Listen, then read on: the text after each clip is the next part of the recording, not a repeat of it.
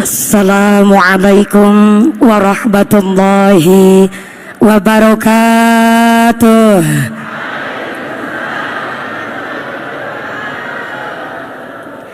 Bismillahirrahmanirrahim.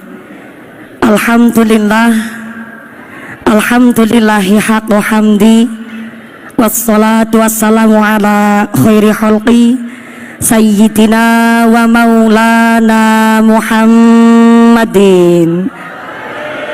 wa ala alihi wa ashabihil mujahidin at-tahirin, amma ba'd. Hadaratal mukhtaramin wal mukarramin, para alim, para ulama, para romo kiai, para masyayikh, para ibu nyai yang kami cadung barokah ilmu dan barokah doanya. Wabil akhos kepada Bapak Menteri Agama Republik Indonesia Romo Ki Haji Yakut Khalil beserta Ibu yang kami hormati dan yang kami muliakan. Aduhai senangnya diundang Menteri Agama, kumpul para kiai dan juga santri bersama. Putra kiai masyhur, itulah Menteri Agama. Kami titip pesan, jangan cari istri kedua. Menteri BUMN Bapak Erick Thohir, ngurusin negara beliau ahli dan mahir. Bapak Erick Thohir, tolong pakai sarungnya. Kemarin ikut diklat, mana jaket bansernya?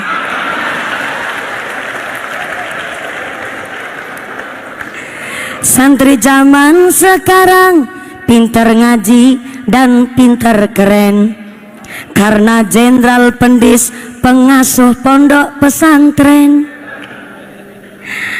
Hafal kitab kuning dan juga beken, tapi jangan lupa honor kami aja kelalen. Selamat Hari Santri 22 Oktober.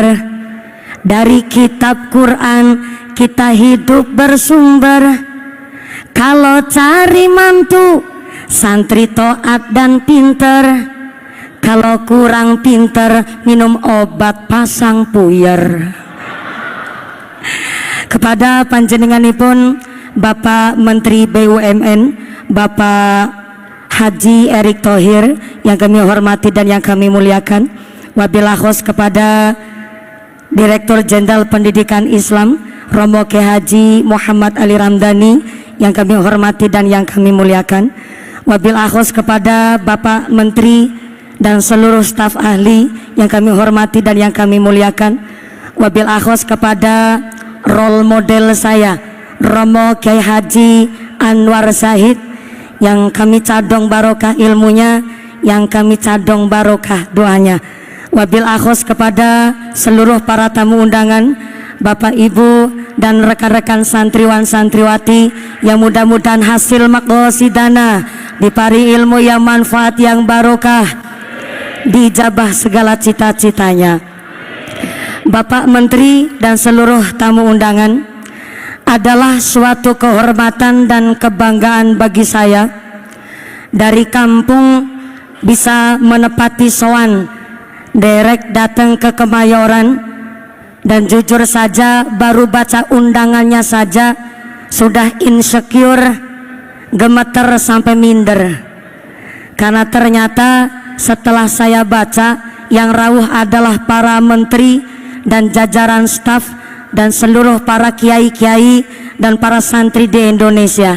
Tapi setelah saya membaca tema Hari Santri adalah berdaya menjaga martabat kemanusiaan, saya mantap dari kampung melangkahkan kaki ke Kemayoran, karena dengan martabat saya sebagai seorang santri, minimal di Kemayoran saya diperlakukan layaknya dan manusiawi.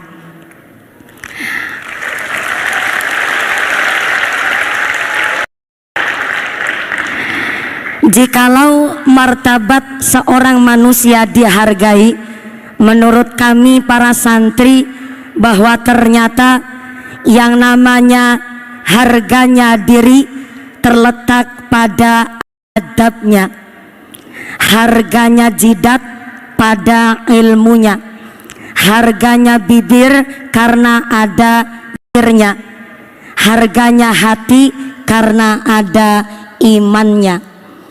Maka jikalau manusia dihargai sebab badannya, ternyata mohon maaf, yang namanya hewan juga punya harga.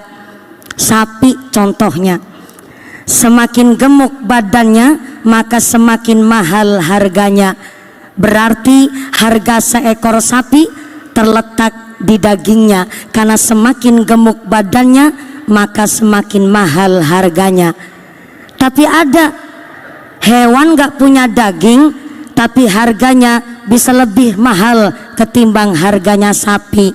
Burung perkutut contohnya, burung perkutut gak punya daging tapi harga seekor burung perkutut bisa lebih mahal ketimbang harganya sapi.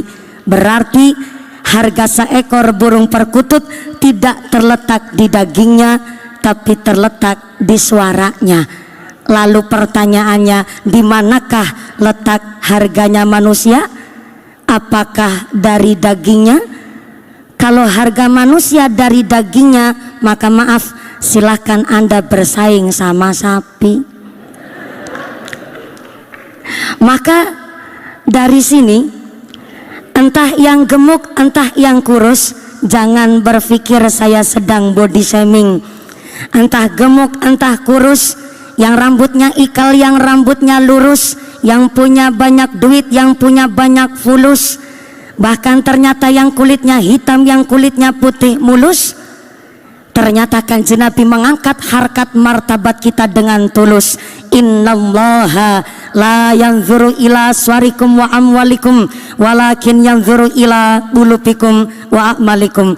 Ternyata Allah Subhanahu wa taala menilai manusia bukan dari harga derajat pangkatnya, bukan dari harga bentuk rupanya, bukan dari harga harta bendanya, tapi Allah melihat manusia dari martabat hati nurani dan amal ibadahnya kepada Allah Subhanahu wa taala.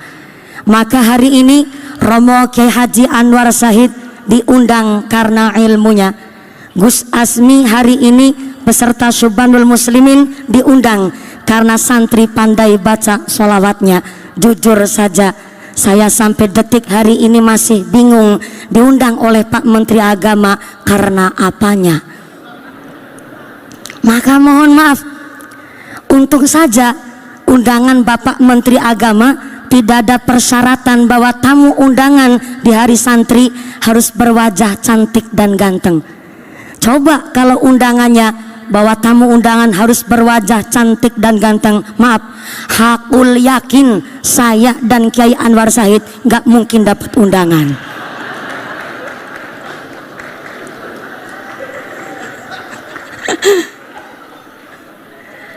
Maaf Kiai.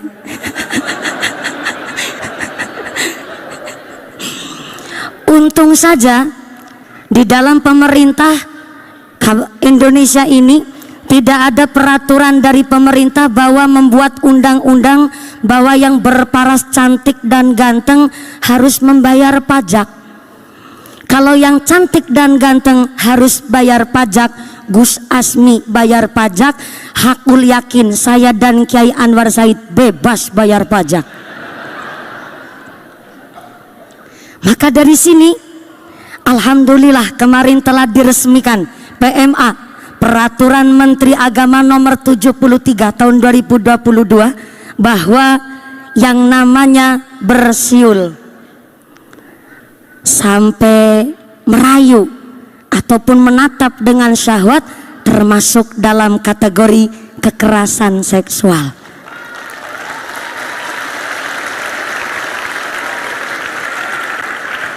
Dengan Peraturan Menteri Agama nomor 73 tahun 2022, kami khususnya para perempuan di Indonesia sangat betul-betul merasa dilindungi baik secara psikis, untuk berkontribusi di dalam Indonesia, untuk berinteraksi di dalam ruang publik.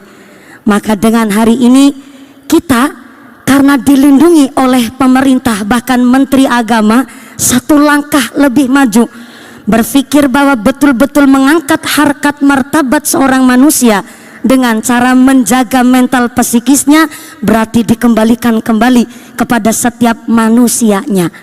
Kalau pemerintah saja sangat memperhatikan martabat manusia, berarti kembali lagi ke perempuannya, betul-betul harus menjaga marwahnya untuk tidak mancing-mancing birahi yang ada. Mohon maaf, kalau memang perempuan ingin dihormati, berarti dari segi berpakaian pun harus dengan secara sopan. Mohon maaf, kalau sampai seorang perempuan cara berpakaiannya saja kurangan bahan, maka kalah sama buah-buah di pasar. Sekarang buah di pasar, Mbak, pada pakai baju semua. Buah apel pakai baju, buah pir pakai baju, buah jeruk pakai baju, buah anggur pakai baju. Sampai di kampung saya Cilacap, nangka bergelantungan aja pakai jaket.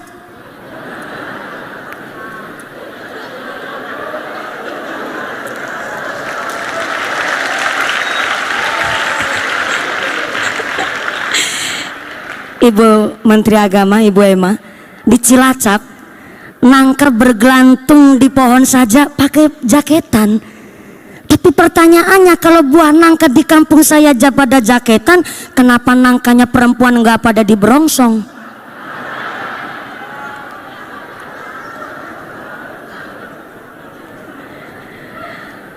Maka hari ini kita sebagai seorang santri harusnya bangga, karena kita di pondok pesantren, Masya Allah, betul-betul menjaga marwah seorang perempuan. Bagaimana santri putra harus betul-betul dipisah dengan santri putri. Inilah kenapa namanya santri di pondok pesantren dipundasari dengan ilmu yang manfaat, ilmu yang barokah, karena harus punya pondasi yang kuat dan harus punya dasar, supaya apa? Tidak tergerus oleh degradasi moral. Karena maaf, kalau santri nggak punya dasar, santri nggak punya pondasi, maka jadinya santri toge. Mbak, Mbak,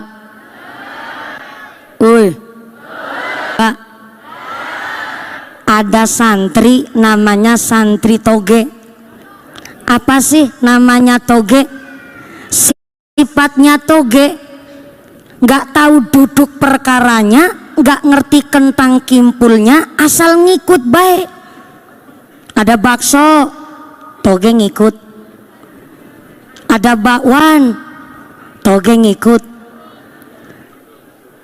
Ada soto, toge ngikut. Sampai-sampai ada tahu isi alias berontak, ngikut baik. Yang namanya toge. Anjay. Dan ternyata yang namanya toge nggak tahu duduk perkaranya, asal ngikut baik, itu yang namanya toge. Namanya santri harus punya dasar, santri harus punya pondasi. Maka ngendikanipun Sultanul Aulia Syekhona Abdul Qadir Al-Jailani mengatakan di dalam kitab manakibnya, geniku kitab Nurul Burhaniyah, bahwa namanya santri irsyadun nas. Santri adalah pemimpin di hari depan. Maka karena santri akan memimpin di hari depan, maka santri harus punya 3 ilmu landasan. Yang pertama, kata Syekh Abdul Qadir Al-Jailani, santri harus punya ilmu ulama, yaitu ilmunya para ulama. Apa saja? Nahwu sorof, tasawuf, fiqih, tafsir, dan lain sebagainya.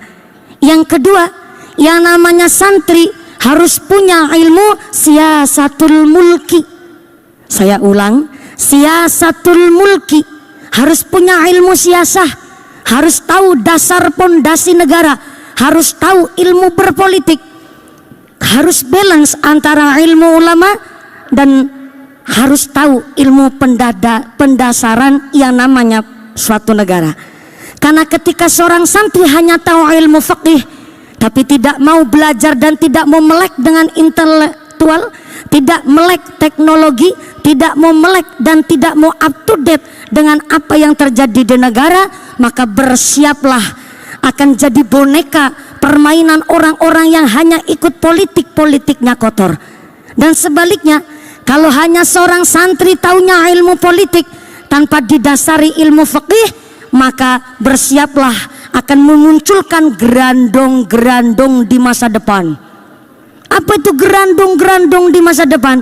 Seorang berpolitik tanpa tahu dasar hukumnya, maka apa baik doyan. Maaf, di Inggris ternyata sedang terjadi krisis ekonomi, sampai para siswa di Inggris penghapus saja dimakan, kertas dimakan karena saking krisisnya. Di Indonesia tidak ada krisis moneter, tapi ternyata ada orang yang berpolitik tapi tidak tahu dasar hukumnya, maka ternyata terciptalah gerandong-gerandong, aspal diuntal, semen diuntut, sampai-sampai wesi dileg, sampai serandal bedoyan.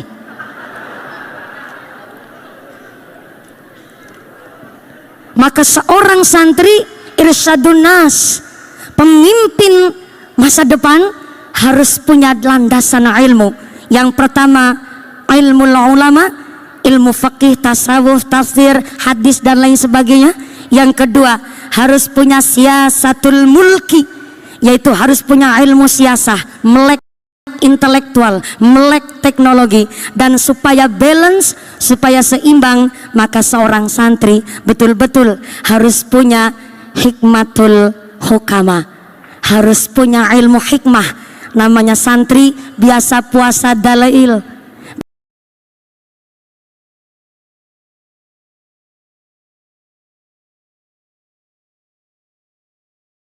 biasa puasa nyerowot, biasa puasa Senin Kemis, jam 2:30 pagi sudah dibangunin sholat tahajud untuk qiyamul lail. Inilah hikmahnya seorang santri untuk menjadi seorang menteri. Cita-cita kepingin jadi seorang kiai, jadi apapun yang sukses, maka harus di hari depan. Kalau nggak percaya, silahkan tanya sama Romo Kiai Haji Anwar Zahid. Beliau dari tadi merem bukan karena ngantuk, tapi lagi ngebatin. Santri ceramah kelamaan, kul wailek suwan. Maka monggo Romo Kiai, beliau adalah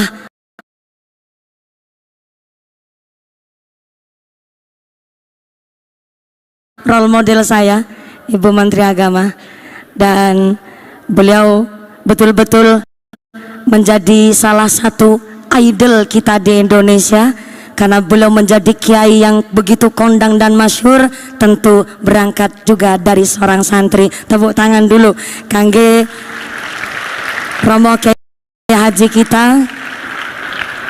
Dan sepertinya termasuk sesuai dengan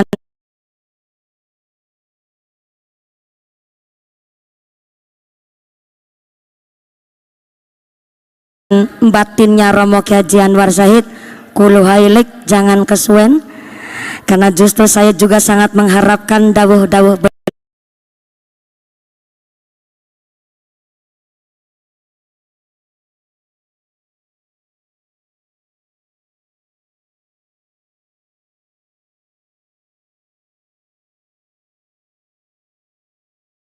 beliau.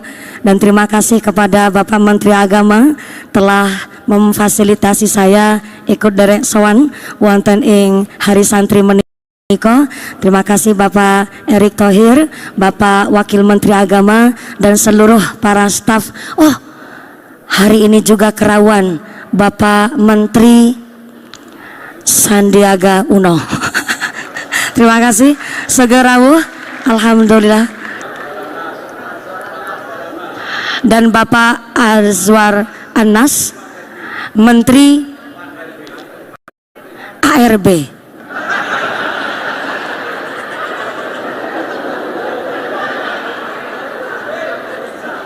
Mohon izin. Siap-siap. Sepertinya nanti harus sambutan terlebih dahulu agar saya juga kenal, mungkin santri juga belum termasuk rati kenal. Pangapunten. Hari ini juga beliau sesuai dengan temanya, seorang santri juga Pak Menteri juga alhamdulillah, Pak Sandiaga Uno pakai sarung. Alhamdulillah. Sudah mengerti pengantin sunnah semuanya ini. Alhamdulillah. Mohon izin. Semoga dan alhamdulillah. Terima kasih atas segala perhatian dan mohon maaf atas segala kekurangan.